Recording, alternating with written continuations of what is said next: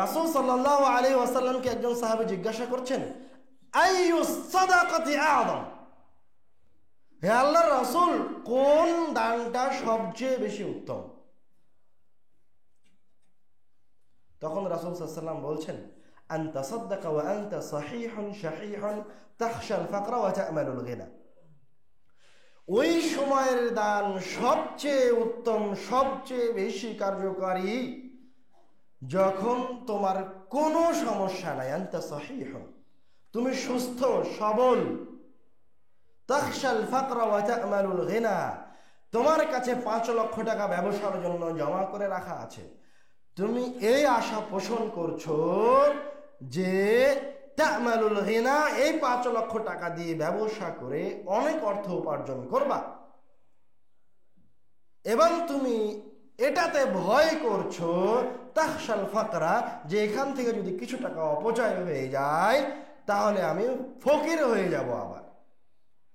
তো তুমি যখন এই রকম অবস্থানে অবস্থান করছো, তোমার অবস্থা যখন এই রকম, তুমি সুস্থ, তোমার কাছে অর্থ সম্পদ আছে, তুমি বড়লোক হতে চাও আবার হতদরিদ্র হতে চাও না, তোমার এই সময়ের দানটা হচ্ছে সবচেয়ে উত্তম দান। সুবহানাল্লাহ। 1 কোটি টাকা জমা করেছেন ব্যবসা বাণিজ্যের জন্য, ওই ব্যবসা যদি টিকাতে চান তাহলে ওখান থেকে একটা অর্থ, একটা সম্পদ আল্লাহর রাস্তায় দান করে দেন, আল্লাহ নিজে আপনার ব্যবসায়। রাসূল সাল্লাল্লাহু আলাইহি সাল্লাম তারপরে বলছেন, ওয়ালা তুমহিল হাত্তা ইযা বালাগাতিল হুলকুম, তোমার শ্বাস যদি, তোমার রূহ যদি এই শেষ নালীতে এসে পৌঁছায়, তুমি মৃত্যুবরণ করো, মরো, এমত অবস্থাতেও যদি তুমি থাকো তবুও দান করো, তুমি দান করতে থাকো, মরা পর্যন্ত দান করতে থাকো।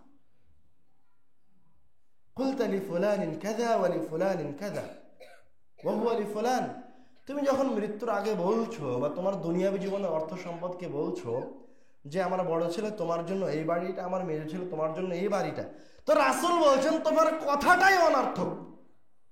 ফাইন্নাহু লিফুলান, ওই বাড়িতে তোমার মরার পরে ও তোমার ছেলেরই, ওই বাড়ি তো মানুষই নিবে, ওই বাড়িতে তোমার নয়। তুমি যদি ওখান থেকে কিছু দান করো তাহলে ওটা তোমার। বুঝতে পারেননি কথা?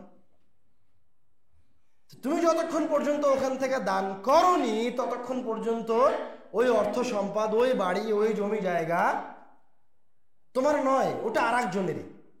ওখান থেকে যেটা দান করা হয়েছে সেটা তোমার। এভাবে একাধিক হাদিসে রাসূল সাল্লাল্লাহু আলাইহি ওয়াসাল্লাম দানের ফজিলত বলেছেন, দানের গুরুত্ব বর্ণনা করেছেন, দানের প্রয়োজনীয়তা বর্ণনা করেছেন। আল্লাহ রাব্বুল আলামিন কুরআনুল কারীমের পৃষ্ঠায় পৃষ্ঠায় দানের কথা বলেছেন।